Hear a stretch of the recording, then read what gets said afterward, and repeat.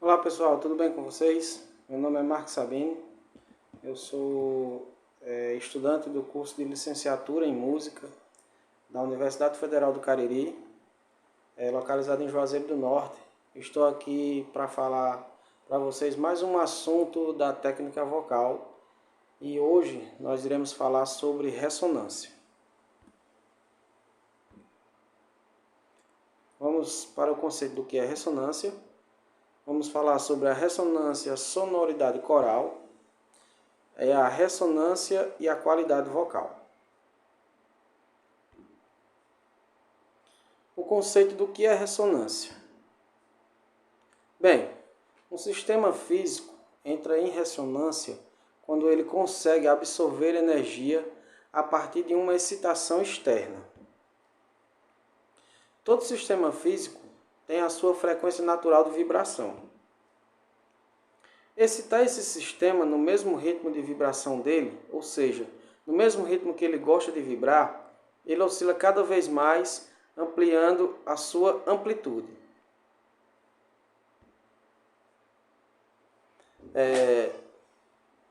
Nessa parte aqui eu vou falar sobre a ponte Tacoma e o fenômeno da ressonância. A ponte Tacoma foi construída nos Estados Unidos em 1940 e devido ao seu layout, né, a ponte no dia 7 de novembro de 1940 ocasionaram os ventos muito fortes na região e aconteceu de que a ponte começou a balançar, né? Ou seja, o que foi que aconteceu ali? Ela foi excitada pelo vento até o ponto que ela chegou na sua frequência de vibração. O ponto que agitou tanto ela, né, que fez com que a ponte se rompesse. Então ali aconteceu um fenômeno de ressonância, que foi o vento forte, com o layout favorecendo, né, aquela oscilação. Ela chegou no seu ponto na frequência que ela gostava de vibrar e ressoou até o ponto que a ponte colapsou.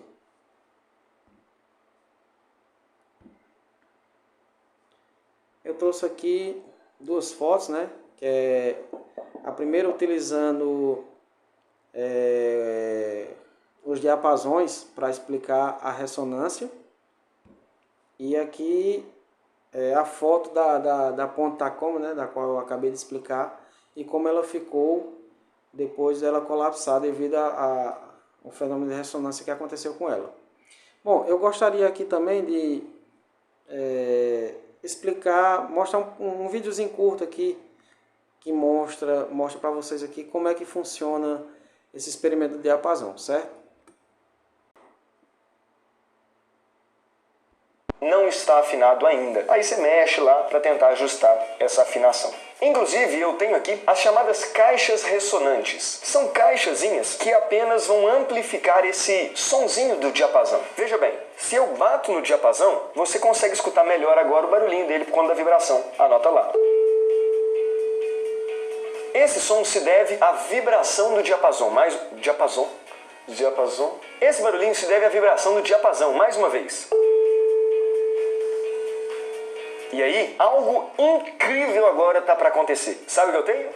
Duas caixinhas ressonantes com diapasões. Os diapasões são iguais, 440 Hz. Antes de fazer o experimento, eu te pergunto, se eu bater em um diapasão, ele vai produzir a onda de 440 Hz. O diapasão do lado que eu não bati, gosta dessa onda? Gosta, porque ele é o mesmo diapasão. Então o que vai acontecer? Ele vai entrar em ressonância e naturalmente vai começar a vibrar. Eu vou bater nesse e vou em seguida parar o movimento dele. Você vai perceber que o som continua devido à vibração desse diapasão.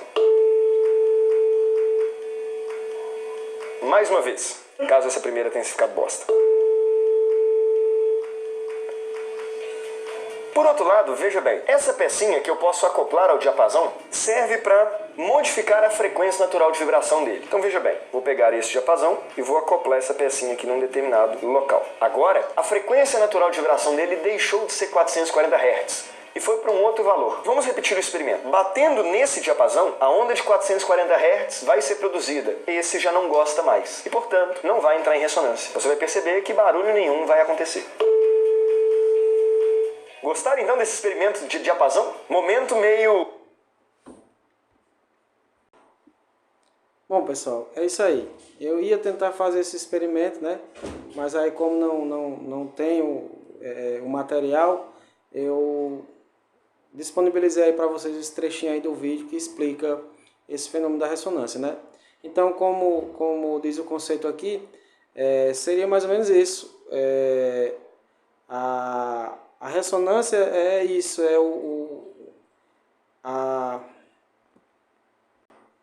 Então, pessoal, é isso.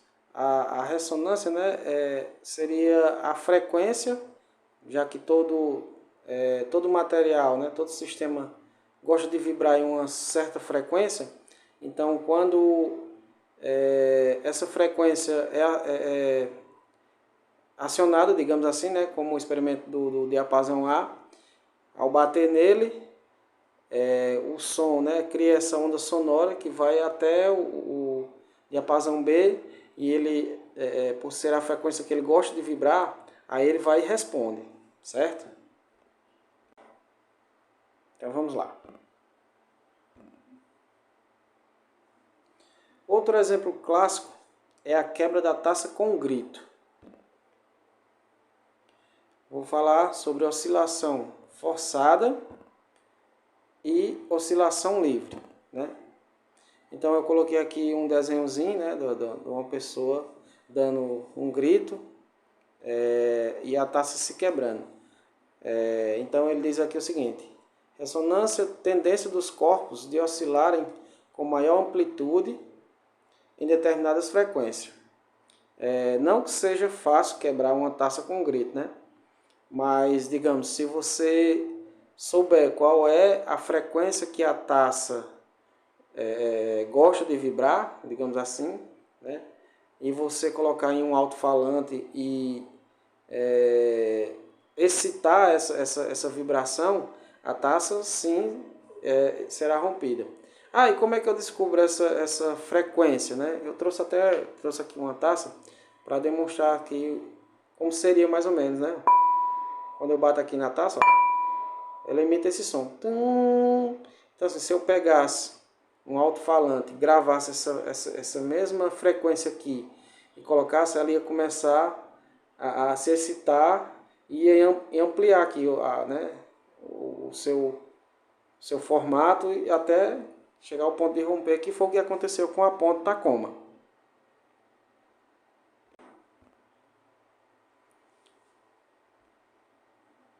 Bem, sobre oscilação forçada e oscilação livre. Trouxe aqui um desenho com dois exemplos. No primeiro exemplo, uma corda, né, presa num ponto fixo e colocada uma força nessa corda. Seria a frequência imposta, no caso. E ele subtende que ali fosse uma força aplicada de 2 Hz, né, uma frequência de 2 Hz.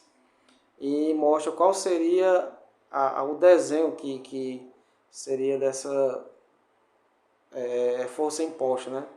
Já no segundo ponto, ele coloca uma corda presa em 2 pontos e vai e toca essa corda. E lá ele demonstra o desenho de como seria essa oscilação livre, né? Mostra o desenho aí de como seria o desenho dessa frequência, como ela faria tipo um semiarco, depois fazia tipo um S, e essa seria a oscilação livre, né? Que a frequência dela ia ser uma frequência natural, já de cima não, seria uma forçada.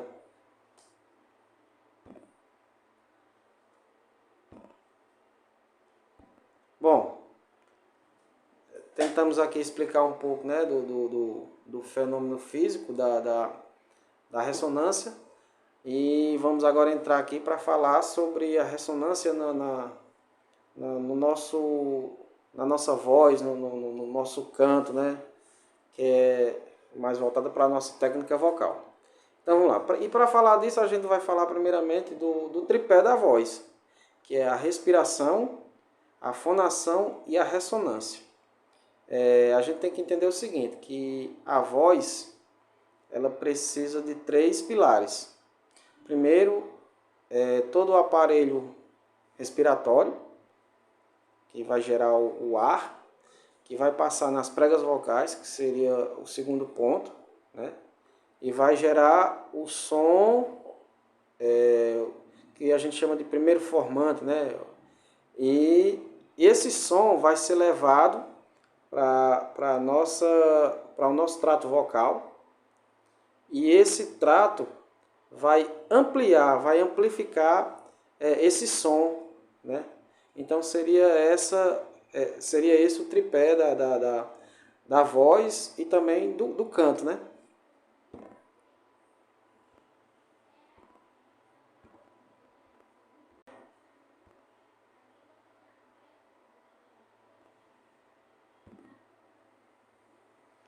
Então, nós estamos sendo orientados aqui pelo trabalho do Fernandes, né? Que é o seu trabalho de doutorado, e é o mesmo conteúdo que nós estudamos lá na universidade. Então, o Fernandes diz o seguinte: o instrumento vocal humano é formado por 3 partes. A primeira é todo o aparato respiratório, que age como ativador do som. A segunda é o par de pregas vocais, que no processo fonatório age como vibrador e produz o som laríngeo, que possui uma frequência fundamental e é formado por uma gama de componentes discretos igualmente espaçados, chamados de harmônicos parciais, que são produzidos pela vibração de diferentes partes da laringe. A terceira parte é o sistema de cavidades constituído pela faringe e cavidades orais chamadas de trato vocal. Bom, como eu falei, né, o ar passa nas pregas vocais, cria o som fundamental e esse som é amplificado pelos ressonadores, né, pelo trato vocal. E onde é que encontramos esses ressonadores? O ressonador inferior seria os pulmões, aqui demonstrado no desenho. Os auxiliares seria a parte da garganta aqui, né? Da garganta não, da língua, do palato mole, do palato duro, os dentes, a boca, certo? Essa parte também, né, que a gente chama da parte da cavidade nasal. Os superiores, que no caso já seria essa parte, né, dos nasais, e dessa aqui, da parte de cima, que é chamada de máscara, né? Então vamos lá.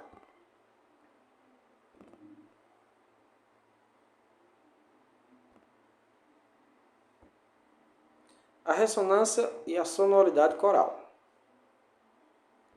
Trouxe aqui mais uns desenhos. E vamos aqui mais uma vez para a tese do Fernandes. No caso do trato vocal, as ressonâncias são chamadas de formantes e as frequências de ressonância são chamadas de frequências de formantes. Segundo Fuchs, se o trato vocal, numa determinada forma, responde simpática e naturalmente a determinados sons, por exemplo, aos sons de frequências próximas a 300 Hz, 800 Hz e 2000 Hz, podemos dizer que estes são os três primeiros formantes daquela configuração vocal. O autor explica que modificando os formantes do trato vocal, através da alteração de sua forma, podemos modelar o som básico gerado na glote, numa rica paleta de timbres sonoros. O autor explica que no trato vocal existem 4 ou 5 formantes importantes no âmbito do nosso trabalho.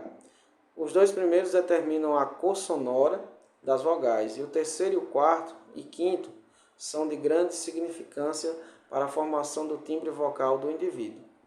Então, aqui nesse primeiro desenho aqui, eu quis ilustrar o gráfico dos formantes. A de um diapasão, ele tem um gráfico mais, digamos assim, mais regular, né? A da flauta já é um pouco mais irregular. O violino, a voz humana e o clarinete já são mais similares. Nesse segundo desenho, eu trouxe aqui para mostrar como seria a posição que o trato vocal vai ficar, né, para poder pronunciar as vogais e modificar esses sons, né? Que nem aqui no primeiro desenho aqui, a criança está com a boca bem aberta, pronunciando a vogal A. Nesse segundo é a vogal O. Aí no terceiro o O, os lábios já são mais arredondados. No outro é o O, você vê, né? Aberto, O, U, a gente já pronuncia com os lábios fechados e arredondados. O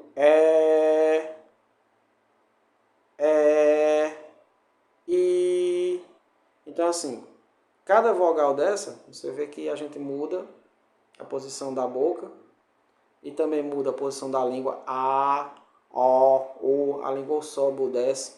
E você verifica o quanto muda o som, né? Muda esses formantes. Digamos, se fosse para tentar buscar a ressonância dessa região aqui, né? Dessa região, como era que a gente faria para poder tentar atingir essa parte da nossa ressonância? A gente iria falar a letra M, só que utilizando como se estivesse com a boca aberta, mas ao mesmo tempo os lábios fechados. Falar M, assim, ó. M.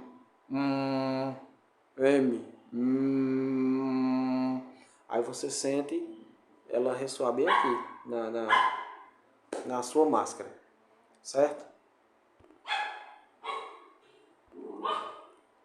Ressonância e a qualidade vocal.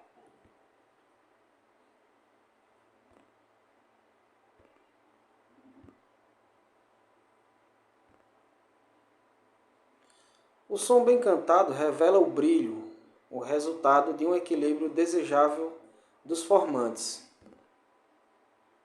Neste trabalho de exploração da ressonância vocal, em busca da melhor sonoridade, o cantor precisa, antes de tudo, desenvolver uma percepção eficiente de seu timbre vocal para a produção da sonoridade desejada. Será necessário encontrar a melhor colocação ou o melhor direcionamento do som, e para tal será necessária uma abertura consciente da garganta para a livre passagem desse som. A ressonância vocal é crucial para a qualidade vocal. Ela envolve a amplificação dos sons na cavidade oral, nasal e faríngea. Praticar exercícios de ressonância pode melhorar a projeção e a clareza da voz, contribuindo para uma qualidade vocal aprimorada. Então, bem, o que é que o autor fala nesse sentido? Você saber direcionar a voz. Desculpa.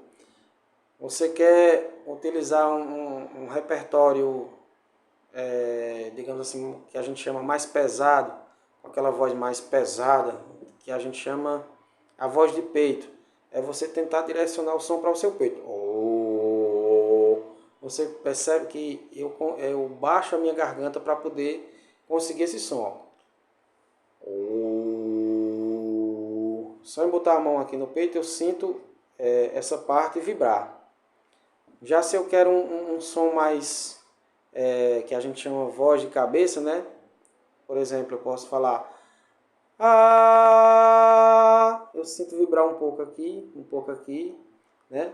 Então, assim, fazer esses exercícios, treinar essas possibilidades, tentar direcionar o som, né?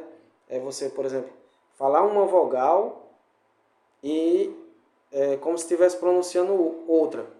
Por exemplo, o A. Falar o A com os lábios de ó. Ó! Você vê o quanto modifica o som, né? Modifica o formato da minha voz. Então, pessoal, é praticamente isso. Ele diz que o cantor estudar bem, explorar bem essas partes de ressonância do nosso corpo, vai dar uma melhor projeção, né? Uma melhor clareza na sua voz, no seu timbre. Então, pessoal, antes da gente finalizar aqui a nossa aula, eu vou propor aqui a nossa avaliação. E como vai ser essa avaliação? Primeiro você vai pesquisar, né, algum fenômeno referente à ressonância, né, como por exemplo o fenômeno que eu citei da ponte, né, ou então o fenômeno da taça, alguma coisa desse tipo. E a segunda seria procurar identificar no seu corpo aonde que a ressonância está atuando, né? Eu sinto a ressonância em tal parte do meu corpo. E então vocês vão fazer essa atividade e enviar para o e-mail sabinotrompete@gmail.com. Tá ok? Então muito obrigado por assistirem a essa aula e a gente se encontra no próximo assunto. Valeu, pessoal!